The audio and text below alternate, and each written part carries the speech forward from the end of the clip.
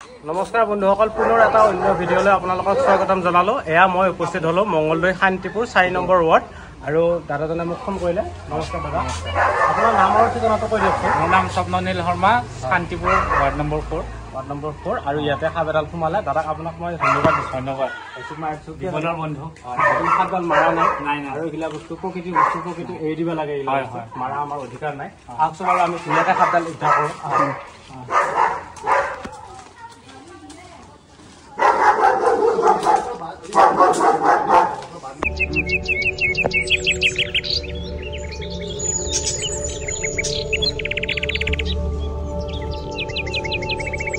বন্ধুসকল, এতিয়া পৰিৱেশ বহুত সলনি হৈছে আৰু গাঁৱে ভূঞে চহৰে নগৰে সকলো জেগাতে সাপ দেখা পোৱা গৈছে।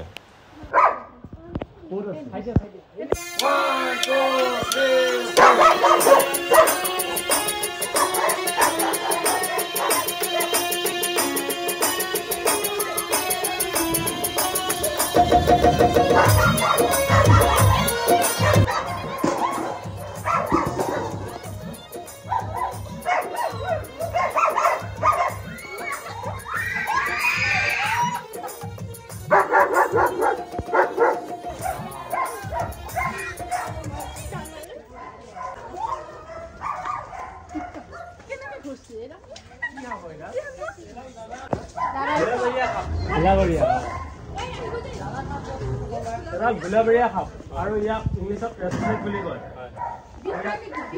ধামন বুলি কয়, আৰু কিছুমান জেগাত মোচৰা গুম বুলি কয়, আৰু ইয়াক বাঙালী ভাষাত জাৰাইজ বুলি কয়।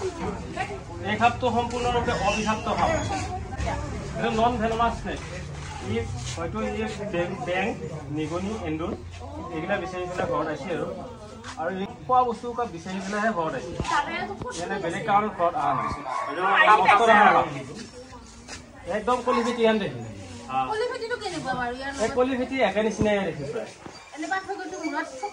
মূৰত চকৰি আছে কলি ফেটিটো, আৰু মূৰটো অলপ ডাঙৰ। আৰু এই সাপটো মূৰটো সৰু, কলি ফেটি হলে মূৰটো ডাঙৰ হ'ব। আৰু এইখিনি জেগাত চকৰি এটা থাকিব, মূৰটো অলপ চকৰি এটা থাকিব। আৰু সেই সাপটো হৈছে বিষাক্ত সাপ। আৰু এই সাপটো আৰু ফেটি সাপটো একে নিচিনাই দেখি। সাপটো চাই কেনে লাগে?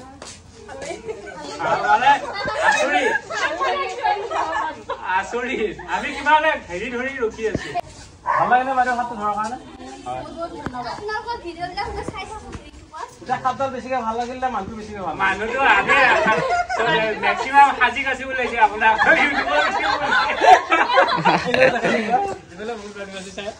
ভাল লাগছে নে দাদা অকল সাপটা চাই?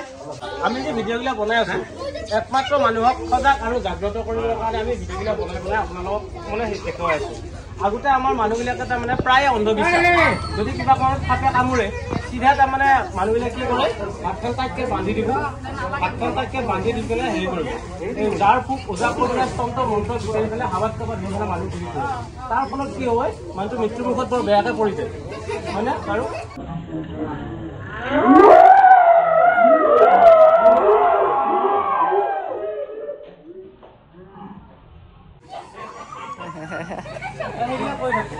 গতিকে চিধা হস্পিটেলত যাব লাগে। যি সাপে কামুৰিলে চিধা হস্পিটেলত যাব।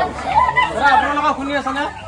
সাপে কামুৰিলে চিধা হস্পিটেলত যাব। দাদাসকল একেবাৰে হাতযোৰ কৰি গৈছো, কোনো কাৰণত ওজা কবিৰাজ বেজ তন্ত্ৰ মন্ত্ৰ বিচাৰি সময় নষ্ট নকৰিব।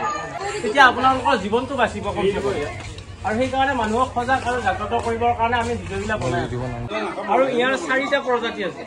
এই হুলাবৰীয়া সাপটো 4টা প্ৰজাতি আছে, আৰু নামো বহুত আছে। কামুৰিব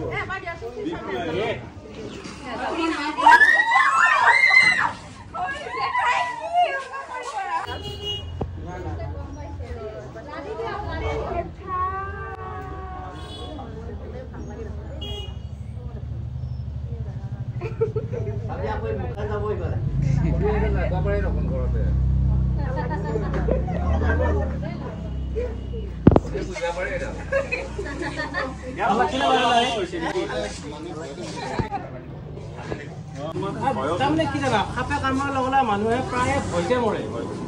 আমি যেতিয়া বেছিকৈ ভয় কৰোঁ, তেতিয়া আমাৰ হৃদপিণ্ডটো বেছি ধক ধক কৰে।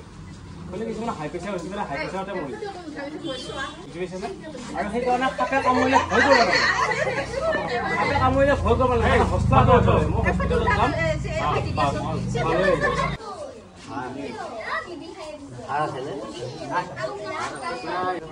কোনোবা এটা আহিম বুলি কৈছিলো আপোনালোকে ৰখি আছো তেতিয়াৰ পৰা আপুনি মাত দিয়া নাই আকৌ কোনটোকে আহি পেলাই চাই আছা বাগলি খালিয়ে হয় বাগলিহে বাচিছো কপাল লাগিলে কপালত দিখা থকা হ'লে